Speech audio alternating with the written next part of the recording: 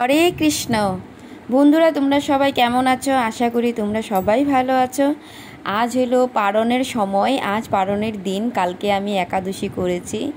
এখন আমি এই পুজো দিয়ে পারণ ভাঙবো। পারণ ভাঙার নিয়ম মানে বলি, আমি আজ কাল উপোস করেছিলাম, তাই আজ উপোসটা আমি ভাঙবো। 8টার মধ্যে সময় ছিল, তো আজ আমি অনেক সকালে উঠেছি।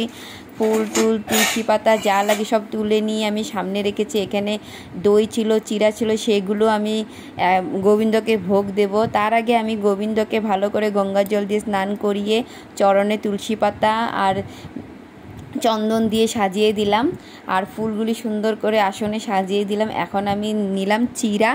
হ্যাঁ বন্ধুরা, আগে আমি মাঝে মাঝে বা পায়েস করতাম, কিন্তু এখন সত্যি কথা বলি হয় না, সময় হয় না, অনেক সময় লাগে। তাই আমি এখানে গোবিন্দকে চিড়া নিলাম। আর দেখতে পাচ্ছ কি খুব সুন্দর মাটির দইয়ের পাতিল, সেই আমি ভগবানকে দেব। আজ এইটা দিয়ে আমি ভোগ দেব। আর এখানে দিয়ে দিলাম একটা রসগোল্লা। ভগবানকে তিনজনকে 3টা বাটিতে আমি চিড়া, দই, মিষ্টি দিব। আর এখানে চিনি দিব। আজ গুড় ছিল না, তাই আমি চিনি দিব।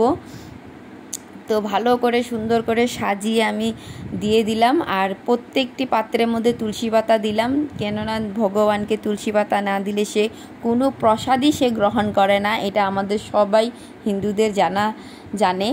তো তুলসী পাতায় এমন একটা জিনিস যে ভগবান তুলসী পাতাতে সন্তুষ্ট হয়ে যান। তো তাই আমি আজ ভগবানকে আরেকটা জিনিস দেব, সেটা হলো আজ ঘিয়ের প্রদীপ। হ্যাঁ, আমি প্রত্যেক একাদশীতে, অমাবস্যাতে আমি ঘিয়ের প্রদীপ জ্বালাই। তো সেটা আমি জ্বালিয়ে নিলাম। এখন আমি ভগবানকে ভোগ নিবেদনের মন্ত্র করে করে ভগবানকে নিবেদন করব যে তুমি আমার প্রসাদটা গ্রহণ করো। আর আমি মন্ত্র পড়িয়ে নিয়েছি, সেটা ভিডিও তোমাদেরকে দেখাইতে পারি নাই, কিন্তু এখন আমি আরতি করব। আমার পূজা প্রায় সমাপ্ত মধ্যে হয়ে যাচ্ছে। আমার পূজা হয়ে গেলে আমি এখন বাইরে চলে যাব। চলে যেয়ে আমি একটু মালা জপ করব। হ্যাঁ বন্ধুরা, আমি একটু মালাও নিয়েছি। অনেকেই বলে মালা নিতে হলে শিক্ষা নিতে হয়, তো আমি শিক্ষা নেই, আমি মন থেকে ভগবানের প্রতি ভালোবাসার জন্য আমি মালা জপ করি। আমার পূজা প্রায় সমাপ্তর মধ্যে হয়ে আসছে।